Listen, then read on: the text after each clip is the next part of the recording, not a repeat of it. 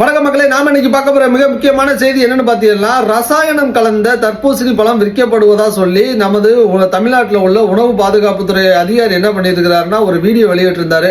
அது ரசாயனம் கலந்த தர்பூசணி பழம் விற்கப்படுகிறது, இதை நீங்க சாப்பிடாதீங்க, உடலுக்கு கேடு அப்படின்னு சொல்லிட்டு அவர் பாட்டுக்கு ஒரு 2 செகண்ட்ல போயிட்டாரு. அதோட பாதிப்பு என்னன்னு பாத்தீங்கன்னா, ஒட்டுமொத்த விவசாயிகளையும் துயரத்தில் ஆழ்த்திருக்கு. எல்லாருமே பெரிய பெரிய செல்வந்தரோ மிகப்பெரிய நிலபலன் வச்சிருக்கோம் விவசாயிகளோ கிடையாதுங்க. எல்லாம் வட்டிக்கு வாங்கி அவ்வளவு கஷ்டப்பட்டு ஒவ்வொருத்தரும் விவசாய வேலை செஞ்சுக்கிட்டு இருக்காங்க. இப்போதைக்கு தான் இந்த சீசன்ல தான் விற்க முடியும். இது மாதிரி நேரத்தில் இந்த அதிகாரி பண்ற ஒரு செயல் ஒட்டுமொத்த விற்பனையுமே அப்படியே படுபாதாரத்தில் கொண்டு போயிருச்சு. இந்த ரசாயனம் கலந்த கண்டுபிடிச்ச இந்த அதிகாரி இந்த கூல் ட்ரிங்க்ஸ் எல்லாம் விற்கிறாங்கல்ல, அதுக்கு அளவுக்கு மீறி எவ்வளவு கலக்குறாங்க அப்படிங்கிறதையும் கண்டுபிடிச்சு சொன்னா நல்லா இருக்கும். ஏன்னா அதெல்லாம் சொல்ல மாட்டாரு. அங்கெல்லாம் கை வச்சா இவருக்கு வேலை போயிடும் அப்படிங்கிறது தெரியும்.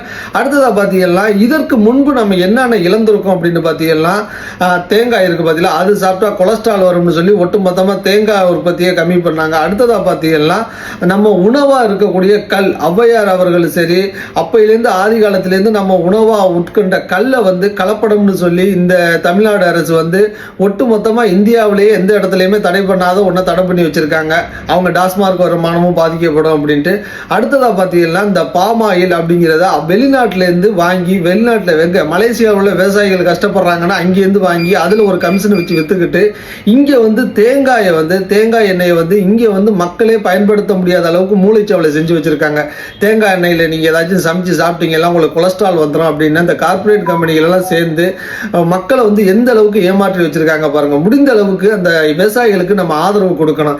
தர்பூசணி பழத்தில் கலப்படம் செய்யறாங்க, ரசாயனம் கலக்குறாங்க அப்படின்னா அந்த இடத்துல மட்டும் எந்த இடத்துல கலக்குறாங்க அப்படிங்கிறத கண்டுபிடிக்க வேண்டியது அந்த அதிகாரிகளோட கடமை. அதை விட்டுட்டு ஒட்டுமொத்த தர்பூசணி பழத்திலையுமே கலப்படம் செய்யறதா ஒரு வதந்தியை கிளப்பி அந்த விவசாயிகளோட வயிற்றில் அடிச்சு கார்பரேட் கம்பெனிக்காரர்களுக்கு கையை கட்டி வேலை செய்யறதுக்கு தான் உங்களுக்கு விட்டுருக்காங்களா அப்படிங்கிறது மக்களோட கருத்து.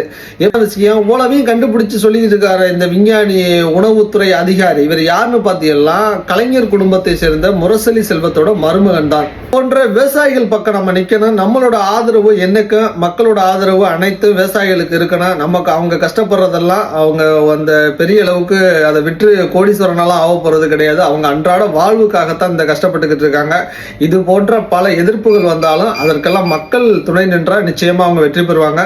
விவசாயிகளுக்கு ஆதரவு கொடுங்க. நன்றி, வணக்கம்.